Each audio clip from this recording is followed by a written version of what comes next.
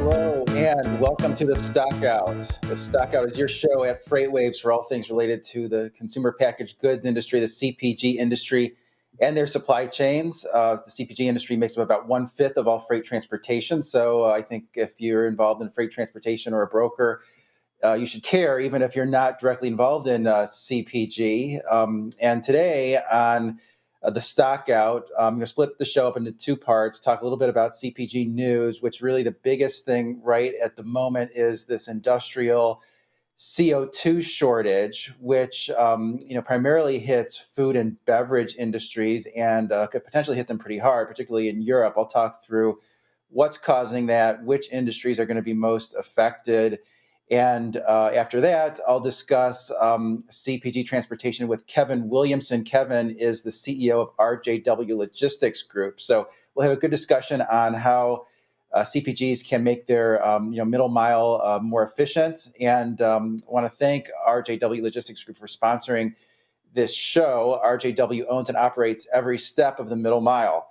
As an asset-based integrated logistics company, they offer a full suite of retail supply chain solutions under one roof, including industry-leading retail consolidation that consistently delivers over 98% on time and in full, month after month, to many retailers. RJW's programs offer global suppliers control and transparency, helping them improve in-stocks, achieve retailer compliance, grow market share, and increase sales. Visit rjwgroup.com today to optimize your supply chain. So big thanks to RJW Group, and we'll be talking to the CEO later in the show. But first, I want to get into sort of the main sort of CPG news, of the hour, which is related to the industrial carbon dioxide, CO2 shortages, which, this has hit, a bunch of news organizations, including a lot of the ones that are sort of trade rags in the CPG industry, a lot of in the food and beverage industry. And I have some charts on where natural gas prices have gone. Like a lot of energy prices, they've really gone way up. Both in the U.S. and especially Europe. Have some charts on there, but really Europe seems to be the area that's struggling more with the industrial CO2 shortage. This is the Dutch gas index here, Dutch gas prices, and so this, according to our energy expert John Kingston here at FreightWaves, this is the one you should look at for what's happening in Europe. And sort of the short takeaway is that they've risen a lot faster in Europe than they have in the U.S. And you can see in the past 3 months, let's say since May or even June, it's basically almost been a triple in the natural gas prices for European gas. So these are futures for next month delivery. And then you go back over a year, it was about a double from let's say October through June. So it's up like sixfold. In the past year, and you sort of put that, combine it with what's happening in the U.S. It looks like the U.S. The European natural gas price is like $94. In the U.S., it's you have a chart on that also, but it's $9 and change. So having a big impact with the rising fuel or rising energy prices in natural gas. And what this has led to is a lot of the companies that produce materials that have natural gas as sort of a basic feedstock, like ethanol, fertilizer. Some of those are shutting down. Have been shutdowns in fertilizer production. Some are expected. There's been disruptions in a known U.S. source of industrial CO2, Jackson Dome in Mississippi. Now, I guess that one's back online. But the bigger issue in the U.K. is prices have run so much that they're cutting back on a lot of these these processes that leave CO2 as a byproduct. And so with less of that byproduct, there's less CO2 to go around for food and beverage. And this is leading to inflation in the UK being 10.1% in the last month, so worse than it is in the US. And some of the industries that this is impacting is the breweries. So basically, you need industrial CO2 in order for beer to taste like beer. You need it for things like mineral water, for soda, in order for soda to have the fizz. Industrial CO2 is used in frozen form and dry ice to keep foods frozen. It's used in a lot of the meat processing plants. Tyson said that it's short in natural gas in about 10 different locations in the U.S. And part of what it's used for there, I guess, is in humane slaughter systems where I guess they stun the animals with industrial CO2, before the slaughtering process, to just to make it more humane. So it's really impacting a lot of food and beverage companies, sort of, and about 70% of the uses is in food and beverage uses for industrial CO2. So I'll keep an eye on this for updates within the stockout, and try to update this every week. It does seem like it's an issue that's going to persist, because one of the reasons why they're short on CO2 in Europe is Russia is withholding agreed upon volume. I guess in certain pipelines they're operating at 20% of the agreed upon volume, and so it seems like this is retaliation for a lot of Western companies pulling out of Russia after the invasion of the Ukraine. So it does seem like it's going to be worse in Europe than the U.S., and it's going to persist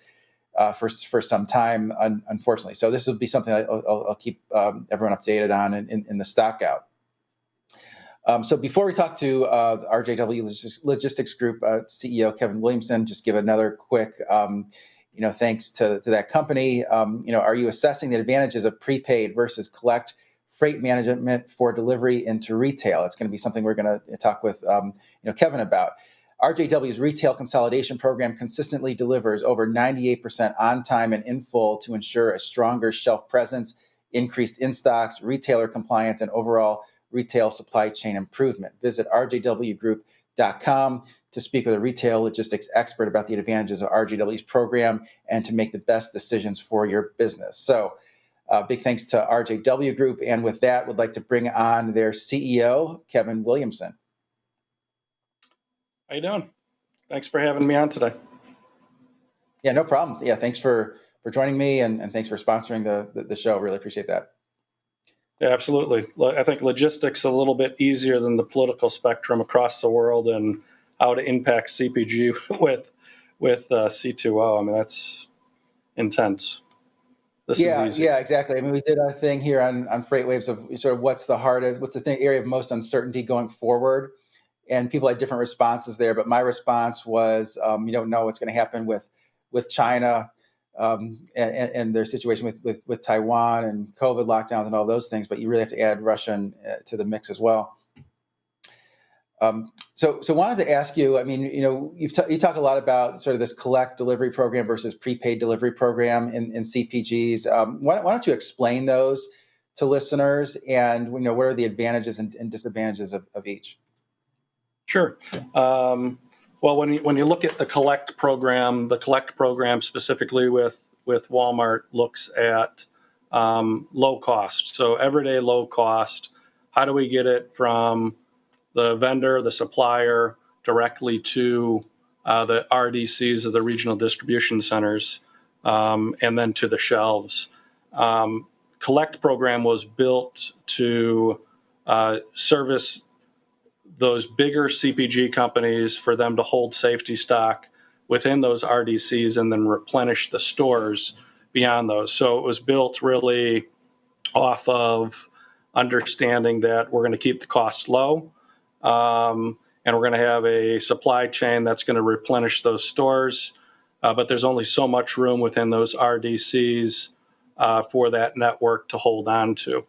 And you look at CPG for collect programs, those are customers that are in the middle of the store. They turn inventory often, or they're slower moving items in household goods or automotives that really don't have to be replenished on a continuous cycle. So the lead times are a lot longer, and that's what it was built for. The prepaid programs were built for really the retailer ordering in smaller quantities and less than full pallet quantities in LTL type environment.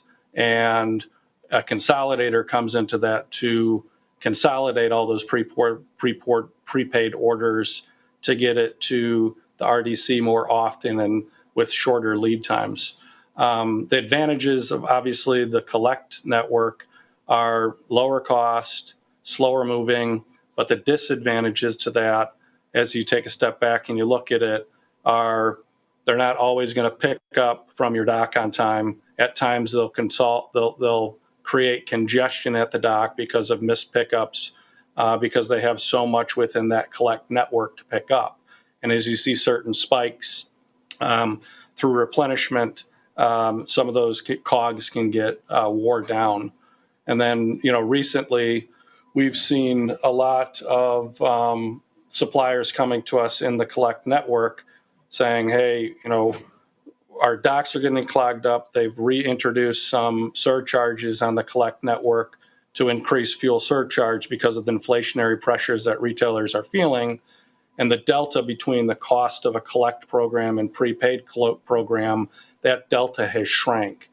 So as you look at the network as it is today, the advantages of a prepaid program is the replenishment of orders to those RDCs and improving your in-stocks at the store level get increased. And the delta between those two costs have really shrank. So I guess collect network, as described, would be a cheap way to get your goods to the shelves as an advantage. Mm-hmm. Disadvantage, you could see a lot of out of stocks, which do create your sales throughput at the store level. So those are the two advantages and disadvantages of collect versus prepaid. Yeah, that's interesting. So which direction do you think is the industry headed, if you had to say, what the industry trend is? Yeah, so going back to 2012, 13 through probably this year, it was kind of status quo where we could, we lost maybe 2 total suppliers that went prepaid to collect over the last 8 years. And those were larger CPG companies that it made sense that they go collect. And there was reasoning behind it, and the throughput and the amount of volume that they had for a shorter amount of SKU made sense in truckload quantities. Recently, the trend has been just the opposite, tenfold. So we've had and since the announcement of increased in charges for the collect network, you got to think about collect. They're going to keep it low as long as possible with the vendors that they have. They have a freight factor that they set against the cost of those goods sold to that retailer, and they put that freight factor within the cost of that case. Retailers, if you look at the financial impact of retailers and having too much inventory and the inflationary pressure of fuel, cost of a driver, cost of equipment, retailers had to go to market and say, we've got to increase that freight factor in the collect network in order to at least have a break even in that division that we're running. When they did that, they went to these suppliers and they said, hey, we've got to increase you here, but you have the right to go in and compare our price to a prepaid consolidator's price. And what that did was bring people to the table to say, okay, we can move it to prepaid, pay about the same freight factor, but have the advantage of having better in-stocks, less congestion at our dock when collect network doesn't make pickups. And we're seeing a big wave of conversions from collect into prepaid with the major retailers recently. Mm-hmm. Yeah, that makes a lot of sense. I mean, the thing that helped me is the graphic that you had on your website, and maybe the production team can put that up there, which, this I think explains it really well, where you have, these various CPG companies that would be the customers there. There's a full truckload, let's say, to a warehouse that you have. I guess your warehouse there in Chicago, and then, instead of having an LTL, you can have a lower cost, truckload, and let's say that's truckload with 3 different CPG companies are sharing it on the way to the retailer, distribution center. So that sort of drove home to me, why that business model makes a lot of sense. Yeah, I mean, we'll bring in. We've got 5 million square feet. We've got over 500 plus suppliers in this program, and sharing that room on each and every truck delivering 1,000 plus truckloads to these retailers every week gives you the ability to review, POs more often to keep up with consumer demand. But the big thing these days is just having that just in case inventory, building your inventory levels with the shortages that you mentioned earlier. It's difficult to keep up with demand when the natural resources are difficult to come by, especially in CPG with food and beverage. Mm-hmm. Yeah, so you say that the larger CPG companies are better for a collect program. So let's say General Mills can have a truckload of cereal every day going to a particular Walmart location, but let's say a smaller CPG, it wouldn't make sense. Is there a certain rule of thumb for how big the company has to be to make sense for a collect program, or what sort of sales range it makes more sense to prepay? Not necessarily. It all depends on how fast your throughput is with that specific items. We work with some of the largest CPG companies in the world, and certain segments of their business make sense to flow through a consolidated network. It all depends on a lot of different factors, but including how fast those replenishment orders are turning. With retailers demanding, not full pallet orders, but case orders based on the demand and the complex nature of their replenishment systems. You really have to look at how your in-stocks are doing. So if you have low in-stocks or out of stocks at the store level, you've got to measure those things and find out, what it is. But you're right. And in cereal, when it comes to that, where you've got one or two SKUs that make up for that, and you're going directly to that or importing directly container loads to the RDCs, those are the ones that make sense. But a lot of these larger CPG companies are figuring out that, we got to look at consolidation for certain segments of our business. Are there certain redheaded stepchildren that really don't work within our network? Let's take a deeper look to find out how do we get rid of those headaches, put it into an outside consolidation program that concentrates on having better in stocks for driving those sales. Yeah, that makes a lot of sense.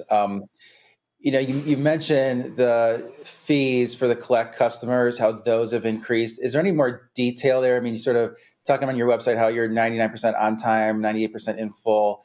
Can you just talk a little bit about the economics of sort of what types of fees would someone incur if they were, let's say, 90% on time and in full? Yeah, so it's different depending on which retailer, but 3% of the total cost of goods sold to the retailers if you fall below those certain thresholds. Other people and others like Amazon, Walmart, Kroger, Myers, all have implemented other fee schedules as well. So, whether it's SQEP or Supplier Hub, understanding, how you have to be compliant when delivering into those various retailers is ultra important. Whether you're case compliant with barcodes, making sure that you have G10, making sure that you have the item number specific to that retailer so that it can flow across their RDCs compliant. When we looked at these things and they released different compliance for different retailers, we've got different programs that understand the rules for each individual retailer, and then auditing those internally at your CPG company to ensure that you're compliant is ultra important. We've got clients that have a non-compliance for a double-sided barcode. If you're monitoring those and the compliance for that specific retailer, it's important to be able to react fast to get compliant. Various retailers now have compliant teams that go from RDC to RDC to ensure compliance. If they find one case that isn't compliant, then they're going to look at that at all the RDCs going through those different DCs and assessing fines, because it makes their environment a lot less effective. So all these retailers have certain areas where they put the non-compliant cases over to that they have to physically go and manage and find out what it is to get through their network. So, it's a long time coming. I think retailers have been patient for suppliers to become compliant. And now, the pavement hits the road, or you've got to be compliant, and understanding those compliant rules for each individual retailer is ultra important to make sure that you have, compliant ASNs, compliant barcoding, load requirements, all those different things. But it's about a more effective supply chain to flow through different DCs. Yeah, it sounds like getting audited by one of the retailers, big retailers, like being audited by the IRS. It's like you got to avoid all the red flags. Otherwise, they're going to check everything and find something else that's inevitably wrong. Wanted to ask you also, you talked about on your website, having various value-added services at your warehousing locations, and the benefit of having that at a centralized location. Can you give some examples of the value-added services that you provide? Sure. Well, that's a good example of a non-compliant case. When those cases are flagged by the retailer, we have the ability to go into our inventory, pull all that inventory out, drop it on a print and apply machine, read the G10, and then make it compliant to that specific retailer. So once you identify something that's non-compliant with the retailer, acting quickly on your inventory to get it compliant so those fines don't continue to add up is key. But the reason that we've created, a value-added services department is just for display building, inkjet printing, labeling, to be able to support the CPG companies so that they don't have to take it out of their 3PL, send it to another 3PL to get those orders compliant. We also have compliant teams within our building that looks for compliance that we're responsible for. Making sure that you have the integrity of a correct pallet, making sure that it's an A grade, making sure that it's loaded correctly, and all those certain things. But that's what value-added services is all about. But understanding that is important. Understanding the compliance is important as well. Got it. I find it interesting that you have all your warehouses in Chicago, and saw on your site you make the case that that still makes sense even if you're a food manufacturer in Texas and you're ultimately moving those goods to Florida. Can you explain why that makes sense? Yeah, we've started this consolidation program from an empty 75,000 square foot building with maybe one or two customers in it to 5 million square feet and growing. And we followed a methodology that was a Harvard study on one route inventory management. And that's basically covering, we'll consolidate thousands of loads out of Chicago on a weekly basis. If we're able to share labor between buildings, there's little to no disruption on that fulfillment process. In order to maintain a high performance record, you need the people to do it, the buying power to do it out of Chicago, and then having that consistency to make those replenishment orders. So our one node methodology basically goes along the same direction of purchase power out of Chicago, and giving great performance on the outbound with consistency, and then labor sharing between all the buildings, and then also reducing our customers' inventory safety stock needs. So replenishing one inventory, one node for us to distribute throughout the whole country is really, the methodology between sending it up here and then sending it back out. We've taken a lot of clients from a multi-node into a single node and showed that the savings, there is no savings. It's about the same cost, but the value you get with, that consistency of reduced inventory holds, better performance is really the reason that we put that methodology together. And a lot of that has to do with the management and the leadership that you have to manage all of those customers under one big roof. That makes a lot of sense, and sounds like both for performance and sort of cost efficiency, it makes sense to have it all in a sort of a central location. You're about out of time. You want to thank you, Kevin, for spending some time with us today. Where can people reach out to find more, to get in contact with you and learn about RJW Sure. Logistics Group? Yeah, you can just go to our website, rjwgroup.com, and if you need to reach out to anybody. Well, great. Well, thanks again. And if anyone needs to reach out to me, feel free to email me at mbowdendistel.com and sign up for the Stockout newsletter at www.freightwaves.com/the Stockout.